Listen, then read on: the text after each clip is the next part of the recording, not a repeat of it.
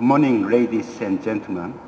My name is Junhan Kim, President of POSCO Research Institute.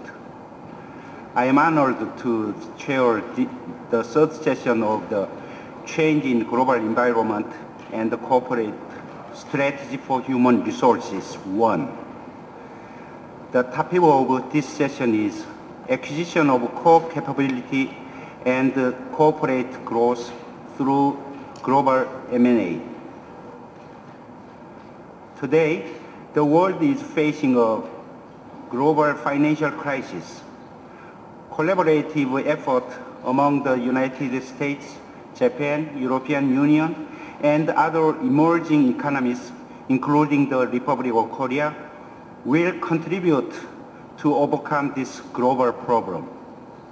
However, the financial crisis is expected to followed by depression of real economy, and a global recession seems inevitable for the forthcoming 1 or 2 years. The economy, industry, and companies will face dramatic change along this process. M&As will be made among the same and different industries. However, past experience show that it is hard to make a successful M&A. This is because it is difficult to harmonize the different corporate cultures and the business sectors. The competitiveness of a company depends on its capital, technology, and human resources. Among these, human resources is by far the most important. The development of a financial system has made corporate financing easier, although this is not the situation we face today. Meanwhile, innovative technology is developed by excellent human resources. This is also the case in the management level. Needless to say, the success of an M&A depends heavily on human resources. In this respect, the topic of this session is very important and timely.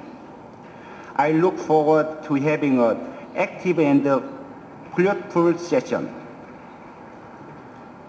Let me briefly explain the format of this session. First, we have Dr. Piotr Bednarczyk, the global practice leader of Hewitt Associates Corporate Transaction and Transformation, to speak on the topic of critical role of human capital in global corporate transaction for 30 minutes. Then, Dr. Bednarczyk will have a 30 minutes interview on his presentation with panelists Mr. Glenn Gienko and Mr. Walter Sharp. After the interview, the floor will open for questions and comments. Let me introduce all our speakers to you. Our first speaker, Dr. Piotr Bednarczyk, is the global practice leader of corporate transaction and transformation for Hewitt Associates. Prior to his current position, he was managing director of Hewitt Associates and practice leader of organization and personnel at Lufthansa Consulting. He received his PhD in marketing organization and MBA from the University of Köln. Next, we have our panelist, Mr. Glenn Gienko. Why don't you stop? Yeah.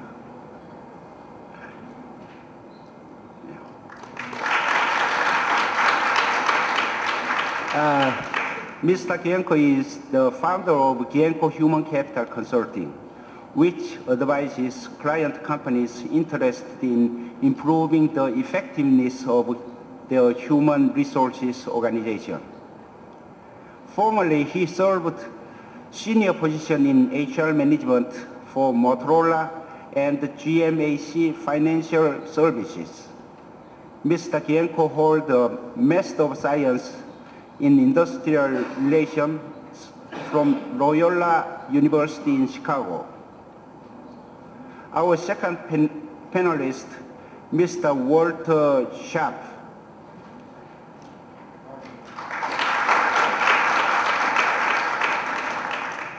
He is Director of HR Sales and Financial Services, AAP of Daimler. Previously, he was with Mercedes-Benz, where he held senior position in international and personnel offices.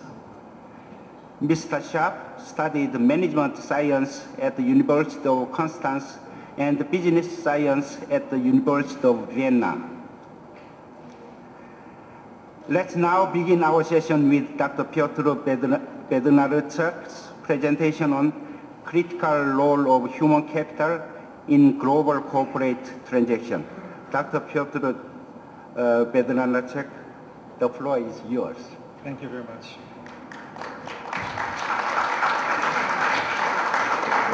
Thank you, Mr. Kim, for this introduction, and thank you for coming early in the morning to this session.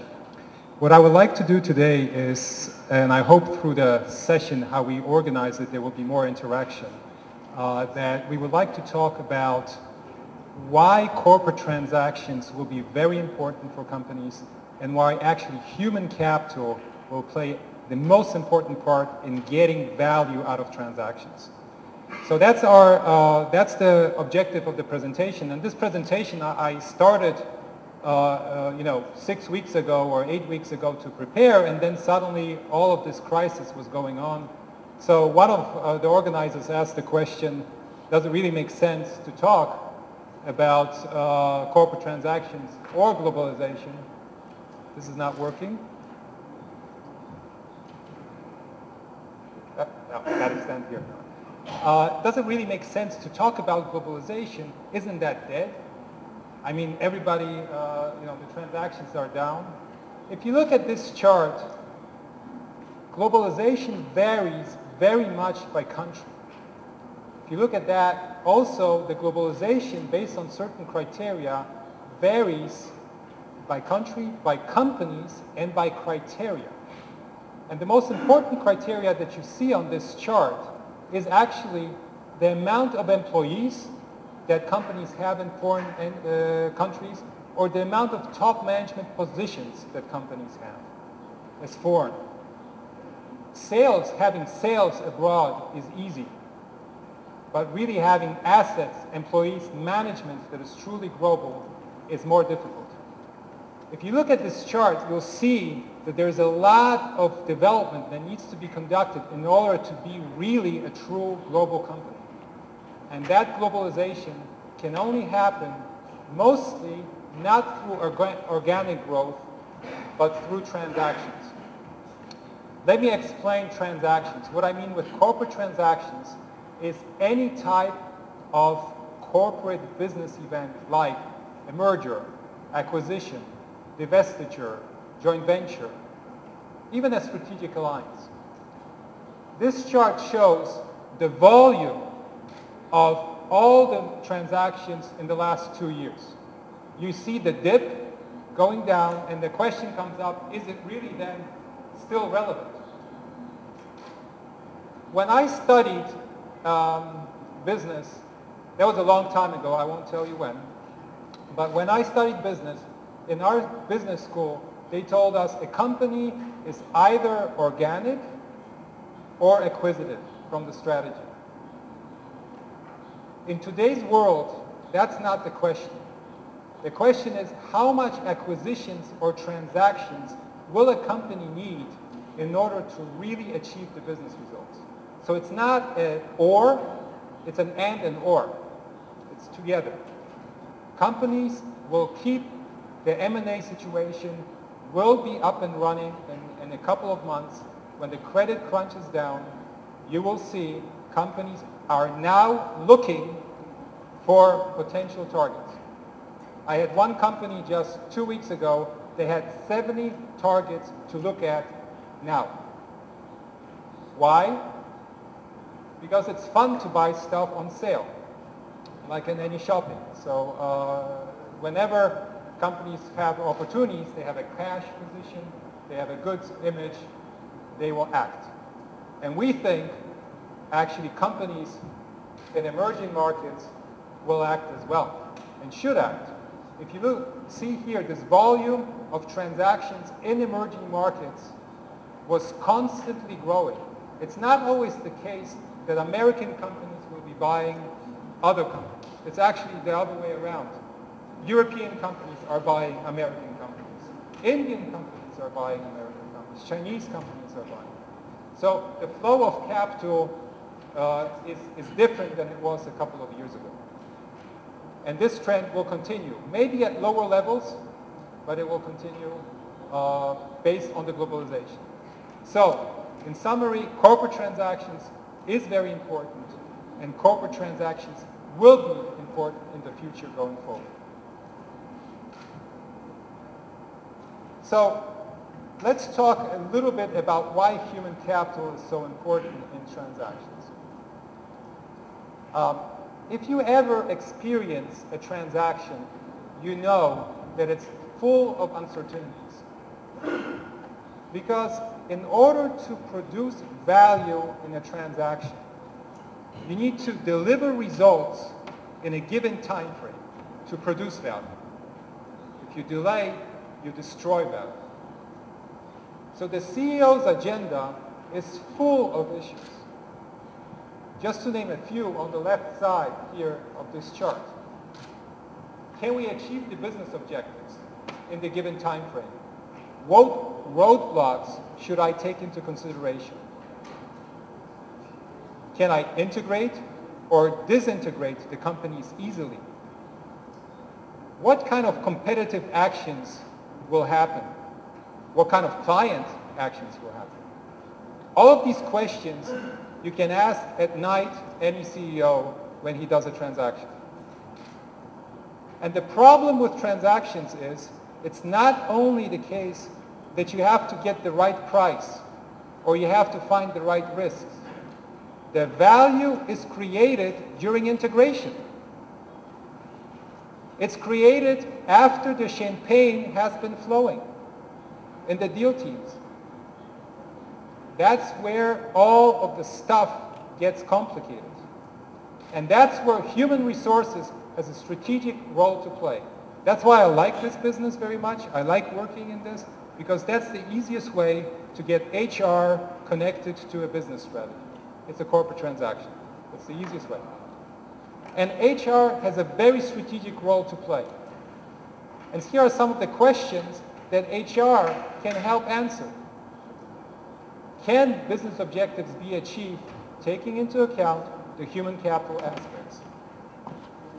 How can we integrate the HR operations or disintegrate them? What is the effect of innovativeness, productivity, engagement? Are the cultures different? And is it a problem? What kind of labor relation issues should we take into account? These are very strategic questions that HR needs to have an answer. And a CEO wants, at that stage, a process, a discipline, a methodology that this process runs smoothly. So this is not new. I mean, people were doing transactions already for years. Why, like Mr. Kim said, why is it always a problem to capture value? And in most of the cases, I will now quote from a survey that we have just conducted globally with more than 80 companies and also in Asia. Why is it that there's such a problem? And there are maybe, just two problems. One is I paid too much, I didn't find the risks, or I did not take into consideration the potential challenges of the deal. And mostly the potential challenges are people, workforce issues, culture, but also execution capabilities. So if we talk about the risks factor and the price, I have a colleague in corporate development, and this colleague told me that by some magic, the synergies of the deal rise kind of automatically just before the deal closes. And then suddenly they drop after the deal announcement. So you need to control this very much and that's HR's initiative and HR's role. It's early in the morning. I don't know if this is usual culturally, but I would like to ask you first a question. How many of you have done a transaction or experienced a corporate transaction, a merger, spin-off, anything like that? How many of you? Just raise your hand. How many of you went through a transaction? Okay, great. Just keep your hands up for a second, just some exercise. And then how many of you think you achieved all of your business objectives in the given time frame? This is a great survey. 77% said that they have not achieved it. And actually, I'll show you the data now. Why? Why is it the case? We asked the question, how much time do you spend during due diligence on human resource issues? Globally, this is not only Asia, globally, although companies say human capital has a very important role to play, they spend not more than 10% of time for human resources. Okay. Now, we escalate a little bit. 10%, even if they spent the 10% time on human resources, most of the companies tell us that they do not integrate human capital issues into the purchase agreement or into the financial model, the business model. Believe me, in the financial markets now, the retention bonuses, just the retention bonuses of key personnel in the financial sector will be more than 15 to 20% of total integration costs. If you don't have it in the model, you're in trouble. So this is disturbing, and not only because companies don't do it, I think HR needs to provide more quantitative data, more experience data, so it's on us as HR professionals to provide more. Next problem. Although companies tell us that they focus on securing retention and critical talent, more than 70% tell us that they lose critical talent faster than normal talent. That's, majority say they lose critical talent. It's a big issue. The next one here is, I'm sorry, this you will not be able to read, but the question was, how many metrics, what kind of metrics do you use to capture the knowledge of the deal? Are you successful or not? And it shows that most companies have, the financials are there, but most companies do not have dashboards for other issues like productivity, retention, engagement, which are very important for securing the deal value. So most companies do not have that. Therefore, they told us, they were very honest, they were worse than here. Here was 70%. Here they told us 82% that they did not achieve the objectives. It's a big number. So what are the companies doing to change? And this is also, we did this study in Latin America, in Asia, in United States, in Europe. And the surprise was all of the companies that are acquisitive told us a similar story. And what they're trying to do is integrate more change management capabilities into the organization. Prepare the organization for the transaction. They also try to prepare as soon as possible. Actually, they start during due diligence and they keep on making the plan better and better. Next one is they build internal capabilities, and we'll talk a little bit about that later. Proactively. You got to have the people that can execute on these deals. And the last one is they invest in more human capital assessment in due diligence. Not only the comp and benefit stuff, but really more integrated, more holistic. Now, you have to excuse me. Hewitt is a consulting company, so every consultant has a portfolio, right? This is our portfolio.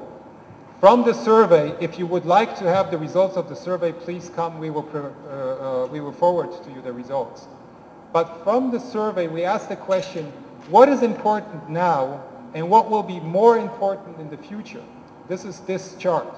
And the red ones here that you see on this chart show the areas that will be more important in the future. And let me and these are critical corporate development people, not only HR that told us that. And this is, for due diligence, they want more retention of key employees, cultural fit, leadership assessment, systematic leadership assessment during due diligence, employee communications, and structure. And by the way, integration is not that different. These are integration charts.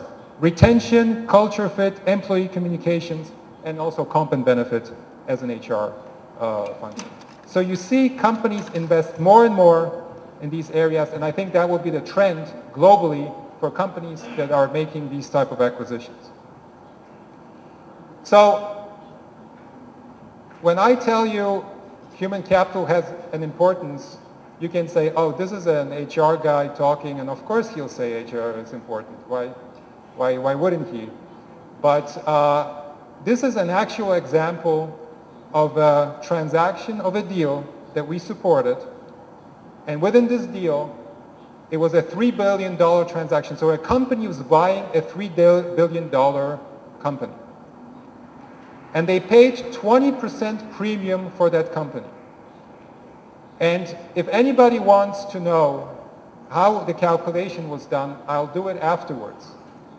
So with a Q&A. But if you delayed the integration objectives by 1 year due to cultural reasons, which is not very uncommon, just the delay, so I'm not saying that you will not achieve the objectives, but the objectives are achieved later by 1 year based on problems, cultural divide, loss of productivity.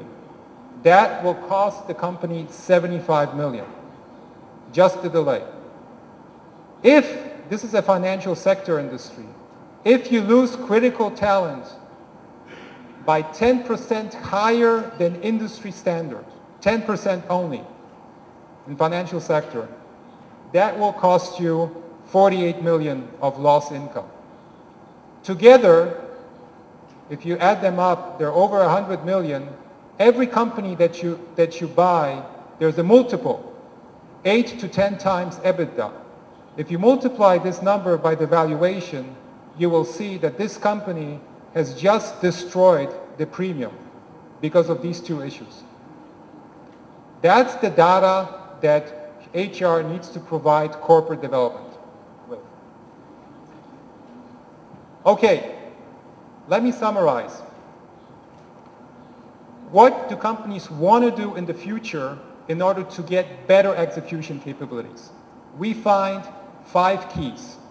And this is based on research, but also on transactions that we support. In the last 2 years, we supported about 600 different types of transactions globally.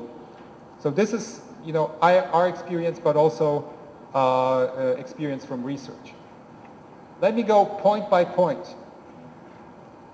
The first one is companies invest more and more in an integrated human capital due diligence. They assess systematically more leadership, They check what's the critical talent. They will assess, if they can, leadership capabilities up front. A company that we work with, Northrop Grumman, a very defense engineering-oriented company, has a systematic process just for that. So it's elevated to a very important level. Companies are investing in processes. It's not done. There's not a perfect process for this, but they're trying to integrate it as much as possible into the transaction strategy. The next one is, when you do a deal, you have so many things to do that you sometimes lose sight of the priorities. We asked the question in integration, for the integration teams, 2-3 months after the deal was done, we asked the question, what were the objectives of the deal to the teams? They could not tell us. How can you execute if you don't know why you bought something? It's very difficult.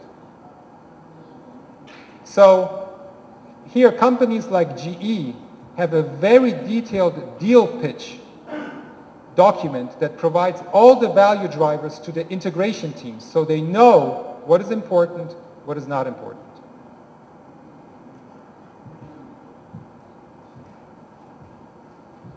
Companies have an integrated process. You cannot remake every time the process from the beginning. Companies that have a discipline are more efficient and they work smoother through the process. Companies like Siemens, Philips, all have already processes in place. Now this process, why do you need it? Very simple.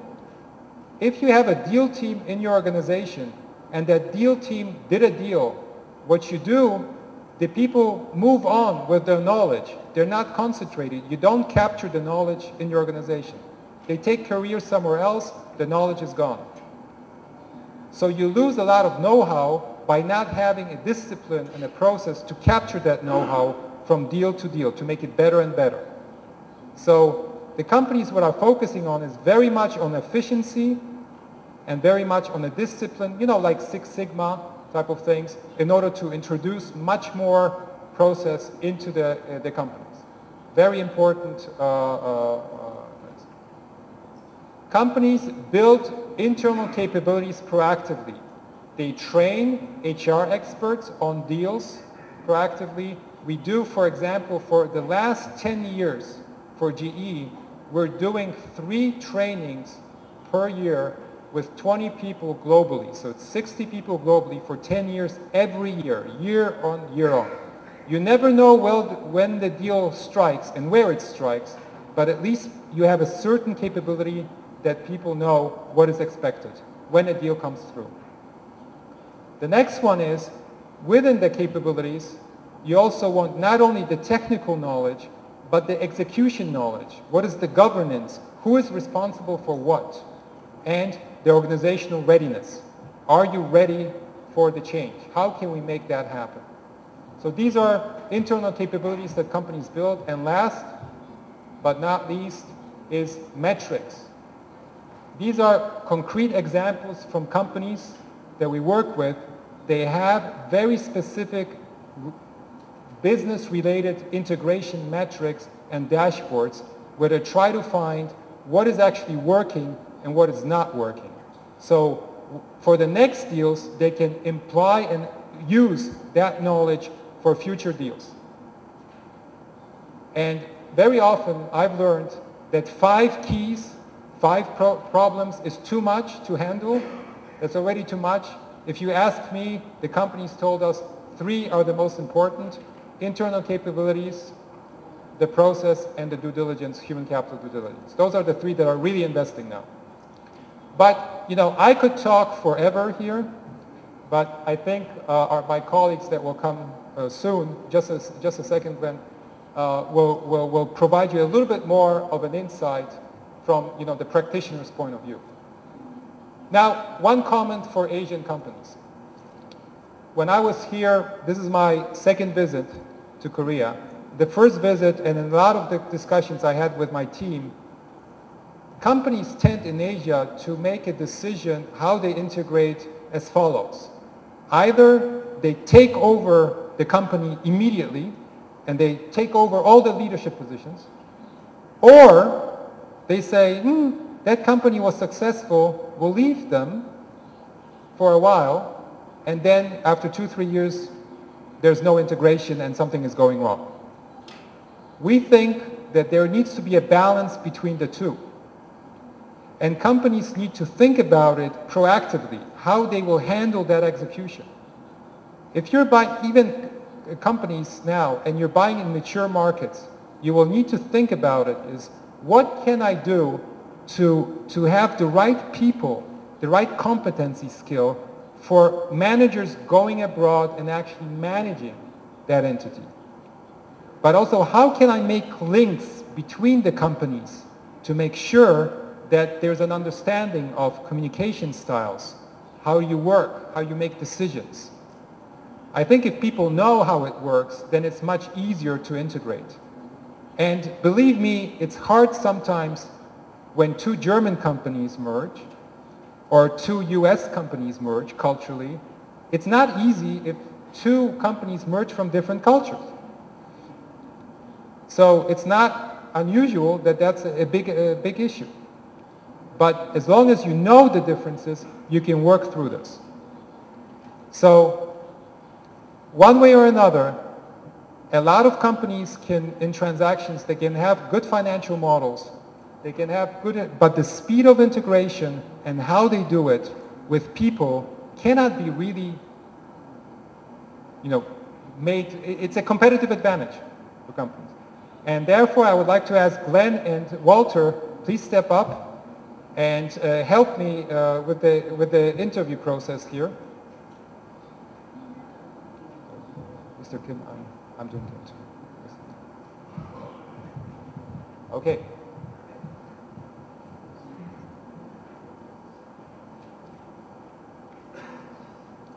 No, we already did it. We're just going. Yeah. Okay. So. Gentlemen, thank you very much for coming, and I hope this kind of interaction will be easier for you. First thing I think we should talk about is, based on the financial turmoil, what will change? What do you think will change in how you do transactions from your perspective? Yeah, Len, why don't you start? All right, I'll start. Well, let's see. First of all, it's clear they're going to slow down for a while.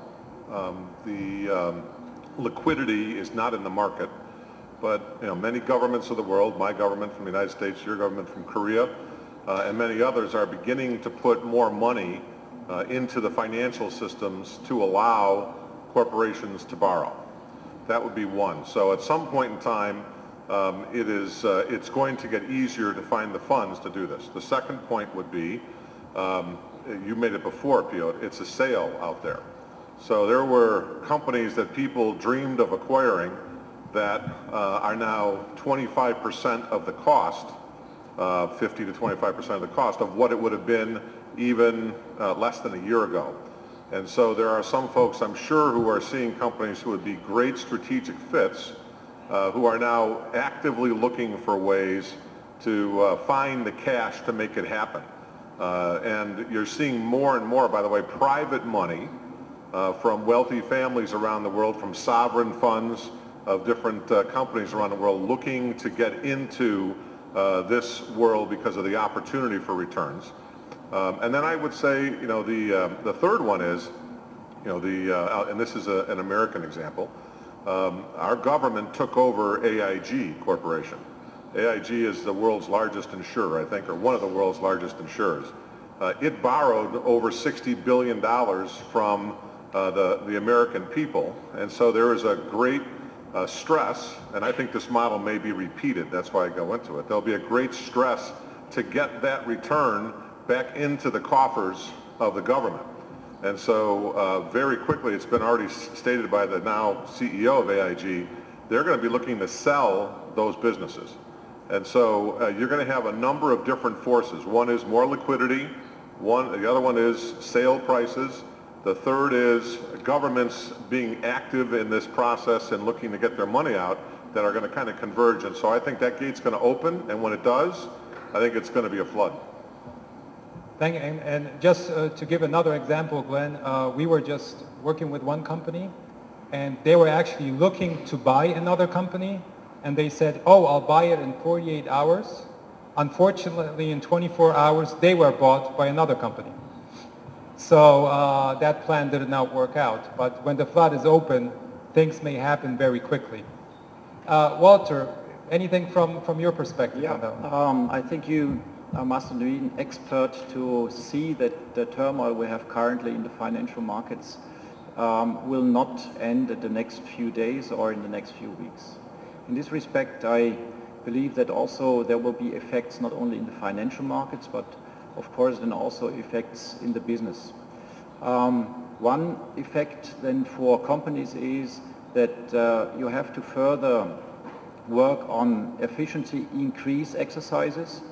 You will further have to increase your, optimize your cost position.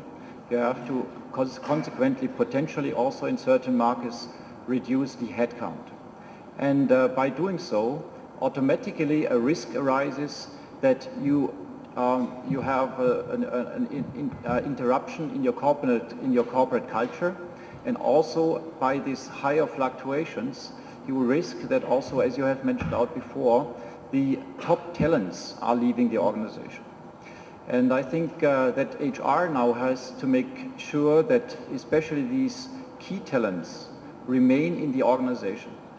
What we at Daimler do, therefore, is we have established a very comprehensive retention system, which at the first point clearly defines who are our key position holders, how we call them. Mm-hmm. And the key position holders for, from our point of view, can be divided in two groups. The one are the so-called talents or potentials, the persons where we expect huge gain from their human capital support in the future. And the second group are the persons who are carrying a very specific know-how. And after having defined these two groups, we then check individually in 4 major areas how an individual retention profile looks like. The 4 areas are, of course, package, compensation benefits of high importance, but compensation and benefits for employees, especially in these days, and especially for the key position holders, the potentials, is not everything. Second factor we take a look at is the company, and there majorly the company's culture and the culture and behaviors, the processes and systems also in certain departments. The third aspect then is career development, and how can a potential be developed in the organization. And connected to this, last not least, and especially of special importance here in Asian markets, is the role and the relationship to the supervisor and the leadership relationship. Great, that's a great example. So why don't I'll stick with you for a while. And you know, Daimler has a lot of joint ventures in Asia. Throughout, I know your schedule, it's terrible. So could you tell me, you know, how do you secure really the success, the business outcomes of the JVs that you work with from the HR perspective? Yeah, since we do this exercise quite regularly, as you have pointed out, we have developed such kind of a blueprint for all our HR activities. And based on this blueprint, where all the major HR activities are noted down, then for each of the specific markets and transactions, we create such kind of an HR Bible for the joint ventures. And here I have an example with me, which is created for our joint ventures in China. We have this here written in two languages. From the one hand side you have it in English, and on the other hand side you have it in Chinese. And this is, so to say, the guideline of how to implement all our HR topics in the joint venture. And this is the basis for all the discussions with the joint venture partners, on the major HR topics. You know, I just for a second, I won't take it. You see how thin this is? But this saves a lot of time. Because you go to the partner, you already have some guidelines, you know what you're talking. You don't start from scratch. That saves time, that's efficient.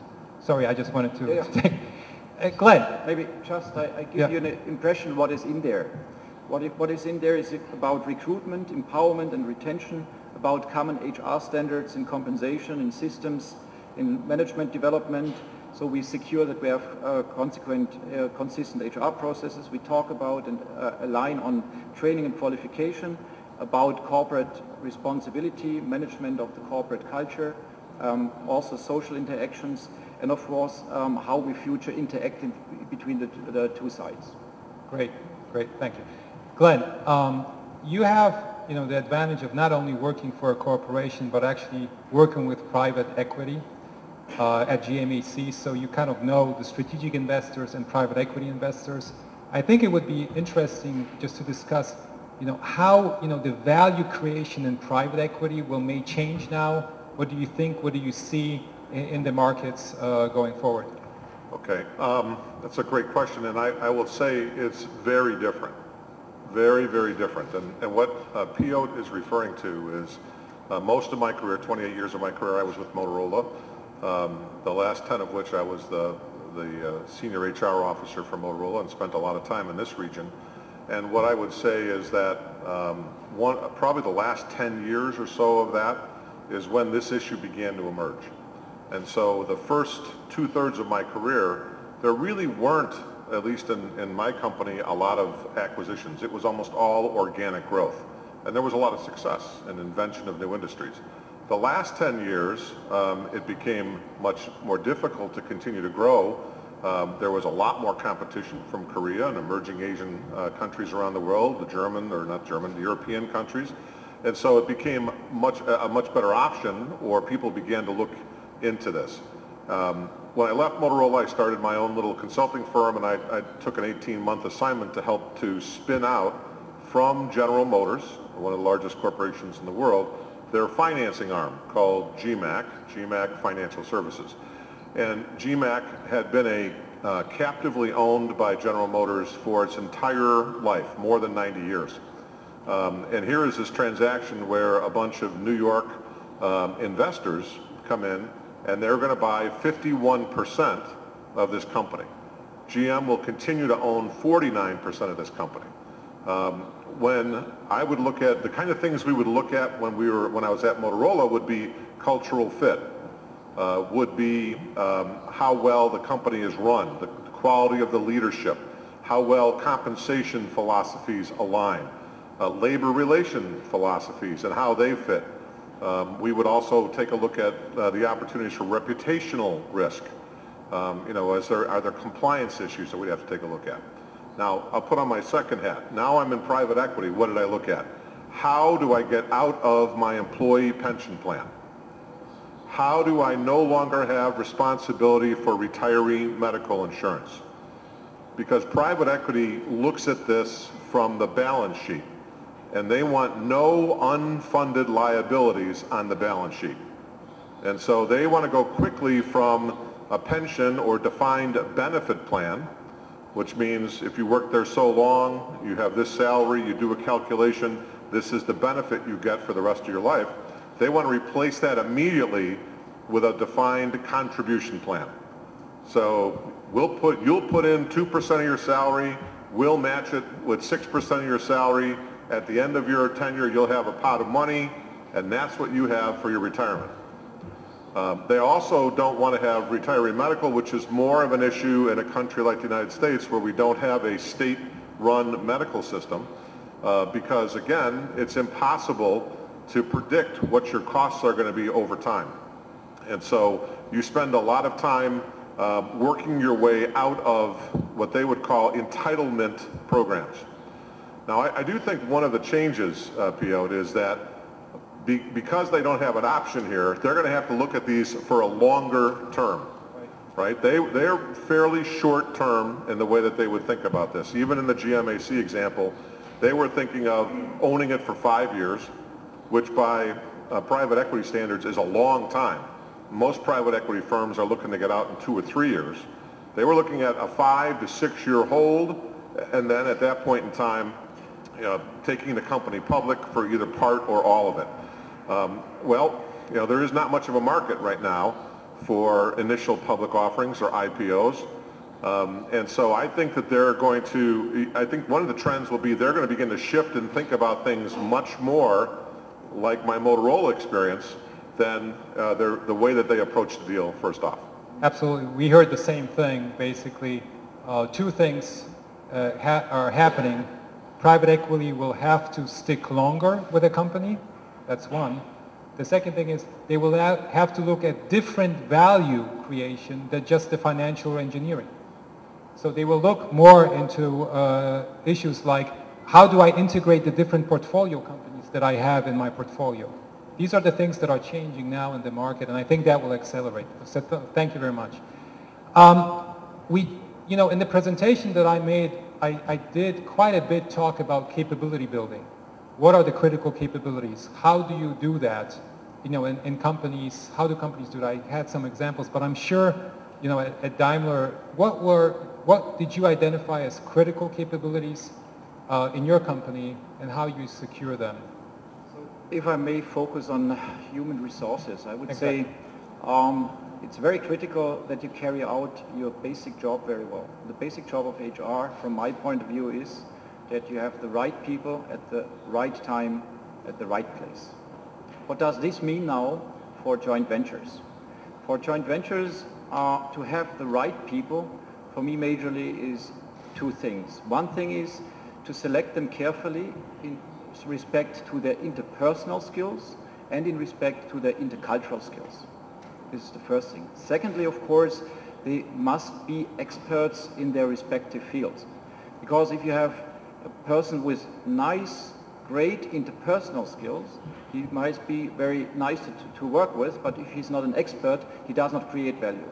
On the other side, if you have a person who is very well respected at the home location as an expert, but cannot interact with other people, he will also not create value. So therefore you have to combine these two issues. Secondly, at the right time. At the right time for me as an HR person means that the HR function has to be integrated in the transaction process from the very beginning, to plan respectively what positions should be filled in what way. But also a major question here is, how many experts should we send over in a joint venture, and how should be the ratio between local managers and expat managers? Secondly, here you should think about how you can transfer from the very beginning know-how from one side to the other, because from my point of view, the target always has to be that we consequently reduce our expats. Third point is to have the people at the right place. At the right place means from the very beginning you have to think thoroughly which of the positions you want to fill from your joint venture partner side and which positions you would accept to be filled on the other side. And then of course consequently you have to think about what requirements from the HR side are needed to have the best people in these positions. Great, thank you. Glenn, how about maybe Motorola experience? What was kind of the critical capabilities there? First, I agree with what Walter just said. I think those are excellent points. So let me take maybe a little bit different tact and say, so how would you build that capability? And so some of the things that we learned, and by the way, a couple of my Motorola associates are here, so you can ask them afterwards and they'll tell you what it was really like. One would be, it's very important that you become almost integrated with your strategy teams. So whoever is leading the deal team, at Motorola that would be the strategy office. I think the strategy office felt that the resources that we had dedicated to this were actually working for them. And that was by design, so that they are really upfront in all of the conversations about potential transactions. And a transaction again is you buy, you sell, you JV. So it'd be any of those. And the skills are very transferable between those three different types of transactions. Second is you need to get different kind of skills in the HR world. Some are more traditional. You need to have people with very strong compensation design, especially incentive plan design, and pension and benefit expertise, especially in the ability to merge different plans, to stop plans, to do all the kind of things they have to do in terms of both medical and more from retirement security insurance. Now the newer skills would be, we actually hired a couple of lawyers who were also HR people, because they had to understand, so what is important to get in the terms and conditions in sort of the template for terms and conditions that are important to the way that Motorola ran human resources. So for us, as an example, as a non-union company, the labor relations environment was very important to us. And so they would be our ambassadors to the deal team to say, if this isn't right, we're going to recommend not doing this. And so they would put into the process very early on. And it doesn't mean that we wouldn't acquire an organization with unions. We did in several cases. But we wanted to have an opportunity to put in the kind of people framework that we were comfortable working with. So that's an example of a new skill. One last thing I would say is whoever runs that team has to be, in HR, has to be universally respected by the entire HR organization. And I think that's probably the smartest thing I did. I put a person in charge of that who everyone respected. And so when they come and the perception is maybe they're meddling, they're sticking their nose in some other person's business, that quickly goes away, because people understand that, in my case, Bob was just there to help do the right thing. That team should be very small, by the way. It should be 3 to 4 people, deep expertise, always involving the local business in the process.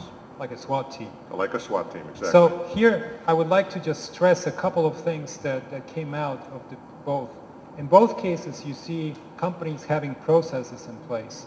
In both cases, we also saw that each one defines what value HR contributes.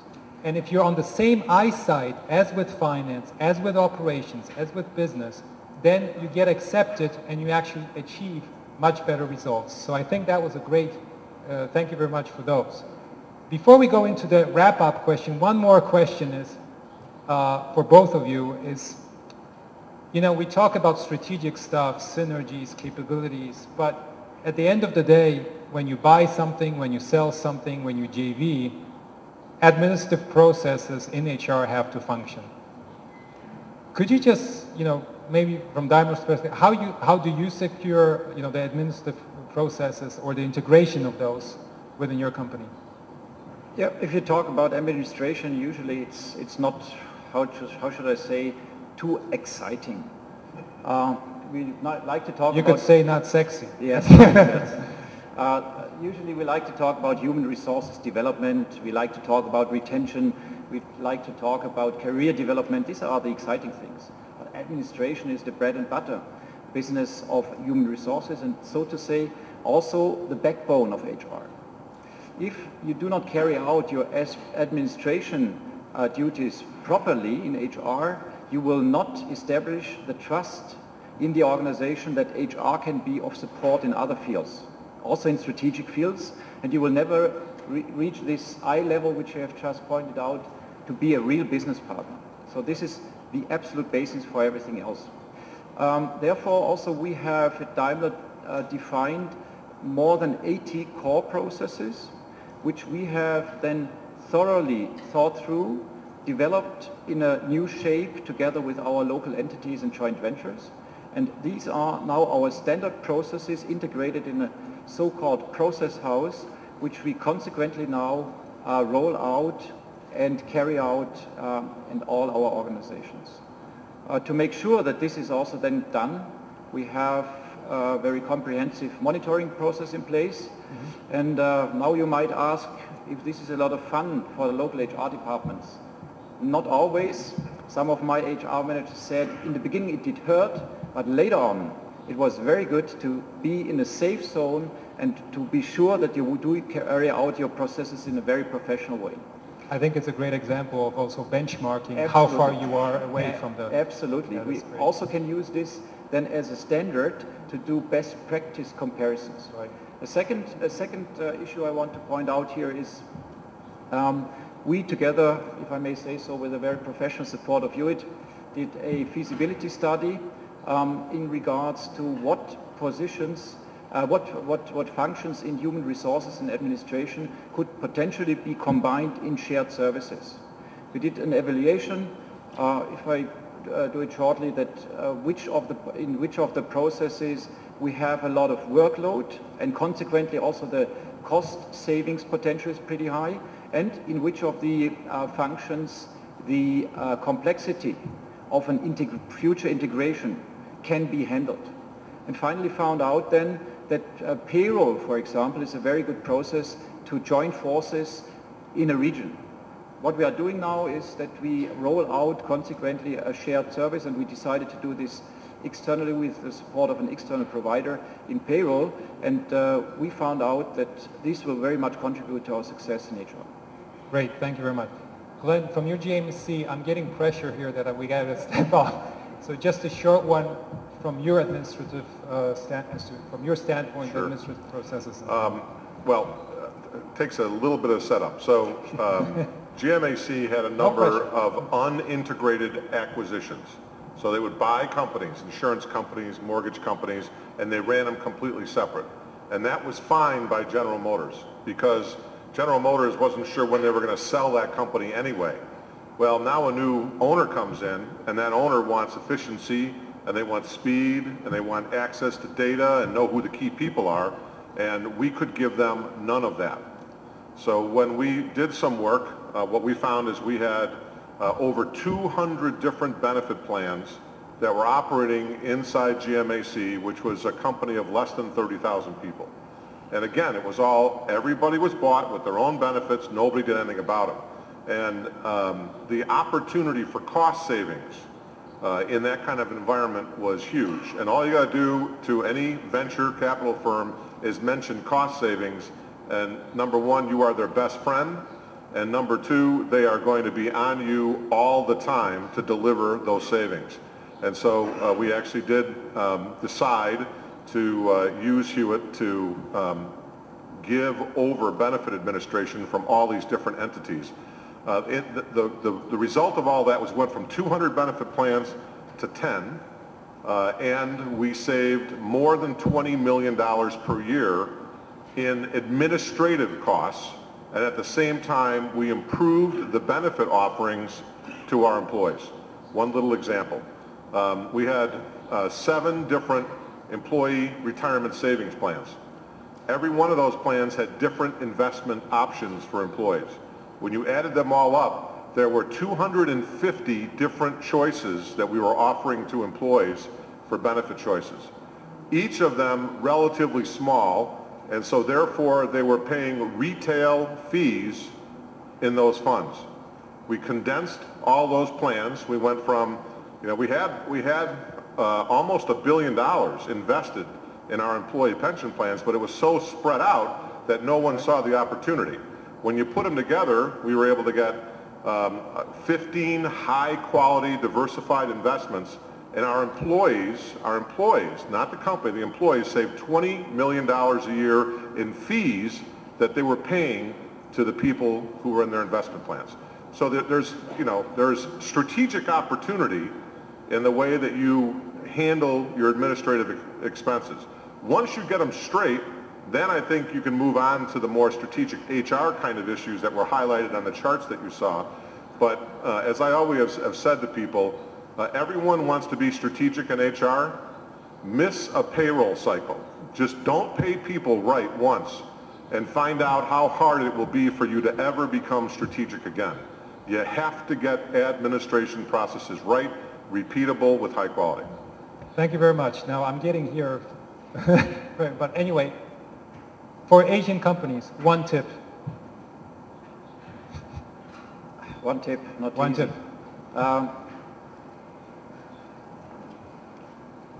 Select the right people. Okay. Glenn? That's two. Fast, got to be fast. And two, I forgot it. It's got to be fast. How's that? I will say Okay. with one. Come on, step up front, guys. Thank you very much.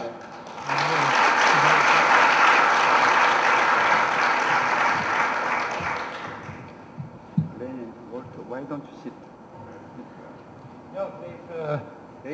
In corporate transactions, it's very uncozy, and they can stand. Because they are so strong. Over the last hour, we all had a chance to understand the role of and importance of human resources on the success of corporate transactions. From the presentation and discussions. However, we may have some questions or comments on this topic or related issues. I would like to invite anyone among the audience. Before stating your comments, please identify yourself. If you have a question is directly toward a specific speaker, please mention the name of the specialist before posing the question. Simultaneous translation services is provided. You can state either Korean or English. Now, the floor is open. Anyone? Yeah. Why don't you?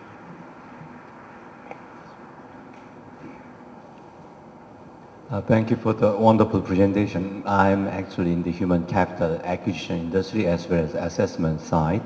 I personally also been involved in one of the transactions, one of the largest US automobile company bought one Korean automobile company. I think that's year 2002. Speaking about the assessment of the acquiree, I mean the leadership talents in acquiree, I personally interface lots of pretty interesting experience, emotional included. Some people burst into cry when we had the assessment interview of the top talents. So any kind of anecdote, so to speak, can you share from your experience when you are conducting kind of a management assessment or a management audit of the target company in the process of the acquisition or merger? Okay, thank you. Okay, I think what you're referring to is when can we actually do the assessment and how much of the assessment can be done when. And we find, as an example, and this is, you know, many companies do it very differently, but one example we found was very effective is that during due diligence, there are many different work streams working. So there's finance, operations, marketing, legal, and they all have interactions with some management. They all have some interviews. In these interviews, all of these people from the different work streams are trained to ask some questions that can assess the values of the leadership team that we're buying. These are specific questions, 2, 3, not much, but they start systematically to assess them during that process. And, you know, it's like a puzzle. You try to get more and more puzzle together. It won't be the full solution, but it will give you step-by-step more information. And our experience is people like to talk about themselves. If you ask the question, what made you successful in your company? They'll talk. If you have opportunities to have that, that's very, very important. Yes, actually we have, so for example, we conduct assessment processes that start for executives actually just before deal close, because it's more important. And the one thing, and Glenn said that, it's speed. And this is the most important part. The leadership assessment and who gets positions is the most important cultural impact you have on your target. How you do it, it's very important. And therefore, in this process, we go through it very quickly, because it's three levels about in 100 days. That's max. Because there's so much uncertainty, if you take more time, you will get productivity loss. People want to know what will happen. And you go through that process. The important part is, though, that both companies go through that process for positions. If there's a joint position, both have to apply. It's a good practice. Not everybody uses that practice, but it's a good practice to get the target integrated into the culture. I'd add one other thing. This is the point I forgot before, by the way. You have to communicate. It's almost impossible to over-communicate in these situations, because people are worried about their jobs. They're worried about, loss of their employment status, their benefits, their compensation. So make communications and a change management plan a top priority. And then I couldn't agree more with what you said. Blending leadership wherever possible and giving everyone full opportunity for jobs is really smart. And think about it from just your company's perspective. Why would you not want to pick the best person for a job? And why would you assume that the person that is in your company is always going to be better than the company that you're acquiring? If that's the case, why did you buy them? Right? So you got to really take a look at how you can blend talent. So I have to say we are not really working for the same company, but I have to 100% agree on what you have mentioned already. One thing I would like to add is a bit related to the communication issue. I think if you carry out such a management audit, it should be, in any case, very fair and very transparent. And you have to communicate this right from the beginning. What is the target and how will you treat people after the management audit? And the audit itself should be carried out in a fair and a socially responsible manner, especially also because I guess in Asia management audits are not so common. So you have to lower the burden that you really get a good result in the audit, as a result from the audit and from the decisions resulting from the audit. And therefore I would always suggest to also use an external partner, because with an external partner you can make sure that the both joint venture sides can understand that it's an objective measurement, and not only a measurement seen from the one hand side, potentially from the buyer side. By the way, one additional point, sorry, this is a good question, but we'll let go of it. Even if it's an independent assessment, you don't need to take away your values. You can still assess against your values, because that's the core, right? So it's not off the shelf. It should be aligned to what the company wants from the target and how it operates. Just Okay. Maybe one additional comment here. Yeah. I think I was in such processes quite a few times. What I recognize is it's sometimes very difficult to discuss the need of such a management audit. Sometimes I think you better decide to have it and make it a crucial issue and carry it out. And then in the second step, always and without exemption, if you do it professionally, the people who are part of this management audit always will finally also get a positive result out of it. And I have nearly had no case where I felt we did the wrong thing. Okay, any other questions? Or yeah.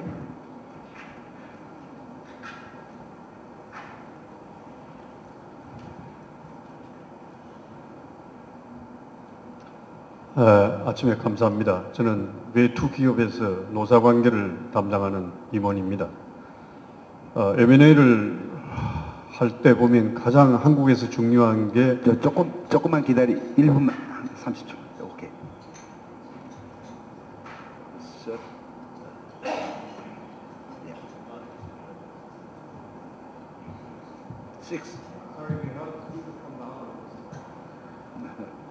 오케이. 예, 시작하시죠. 예, 발제하신 분에게 질문을 드리겠습니다. 한국에서는 그 노사 관계가 M&A 할 때 참 중요한 역할을 많이 합니다. 그래서 발제하신 분이 외국의 아까 M&A 할 때 장애물이 여러 가지 있었는데 외국과 한국과의 비교해서 그런 노사 관계에 어떤 장애물 같은 비교하신 게 있으면 말씀해 주시면 감사하겠습니다. 고맙습니다.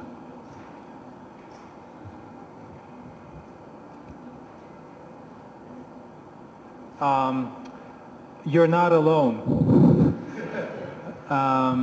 Believe me, doing a deal in France is a nightmare. Doing a deal in Germany with some works councils, with no offense to my colleague, with some is a nightmare.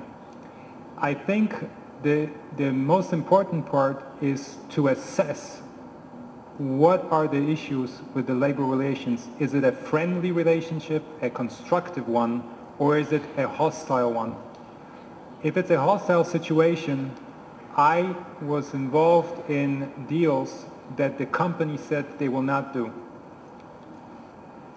They backed off. It's actually one of the deal, HR, they always say that HR has only deal shapers, but never deal breakers.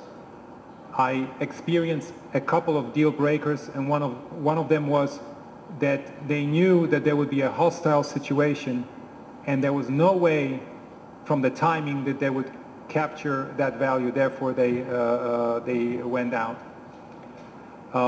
Another example, I was involved in utilities.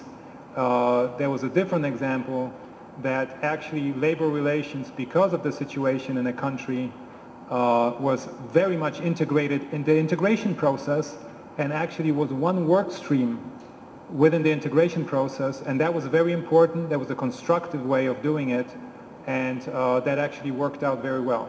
But it's always time consuming. I would add just these couple of things. It's not whether or not there's a union or not a union.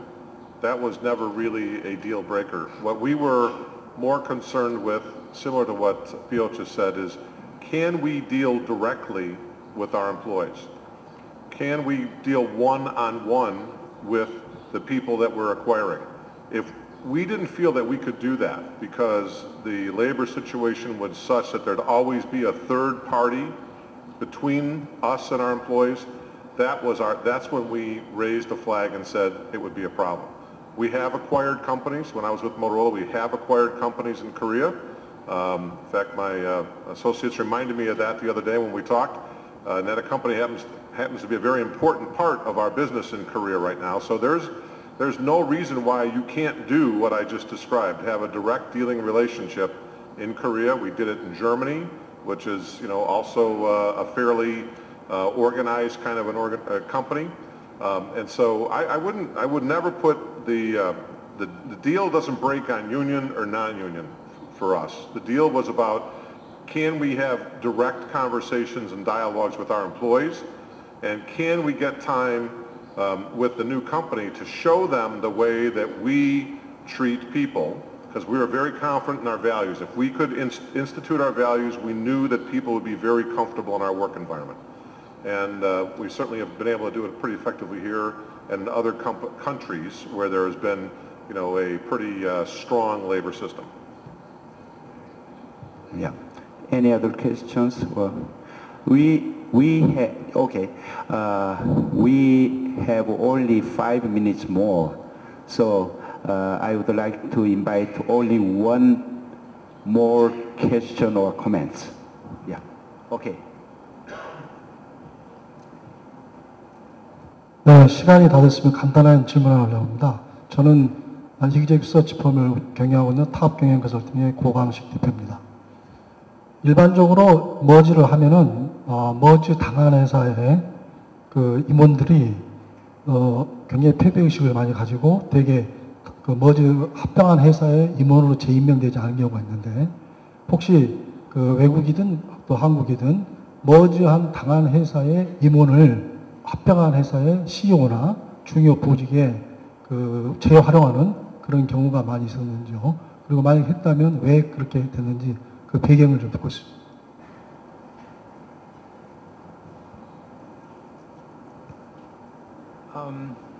I think I like what Glenn said. Why are you buying a company? And in a lot of the cases, actually, it was very important to keep the top management in place within the target. And there was a lot of retention programs and objectives set and performance objectives set for that. That doesn't work all the time because of the structure of the company that may differ. But in most of the experience that I had and as Hewitt, companies actually try to secure management for a certain amount of time in order not to disrupt. Now, there are processes like we talked about, the leadership processes and assessment processes that kind of give joint opportunities for both. But still, it's a fair chance.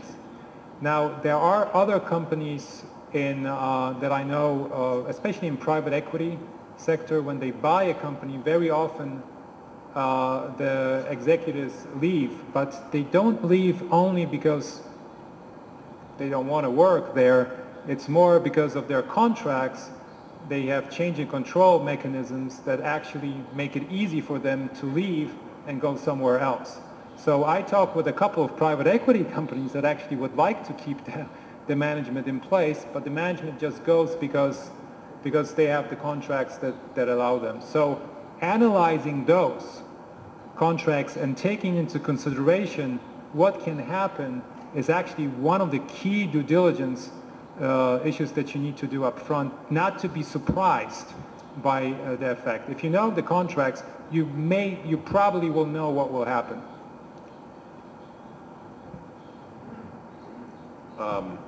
Exactly right, because many times, quite frankly, the deal makes the founders of the companies very wealthy. And so they don't want to stay. But from the motivation of the acquirer, why would you want to give up local market knowledge? You wouldn't want to give that up. You want that, and you want to bring that into your company. And I think we've gotten much better over time. Obviously, I've been gone from Motorola now for 4 years, but I heard an example from my associates whereby the current head of the Motorola business came from an acquisition that Motorola made within the last 2 years. And so there are many times opportunities for folks, even when you're in a country for a while, and Motorola's been in Korea for more than 30 years, you can move up from a smaller business to a larger business. And I think that's one of the things that you want to really spend time on. This blended leadership, I think, is important. And the more time you can spend on that, the better. Yeah. Today, we have confirmed once again the importance of human resources on the success of corporate transactions. This is a significant implication for Korean companies, which have so far relatively less experience of merger and acquisition. I believe that this session will be a good lesson for us. Thank you, Mr. Piotr Bednarczyk and Mr. Glenn Gienko and Mr. Walter Sharp for your fruitful presentation and discussions. And also to all of you for your participations. With this, I would like to conclude this session. Thank you very much.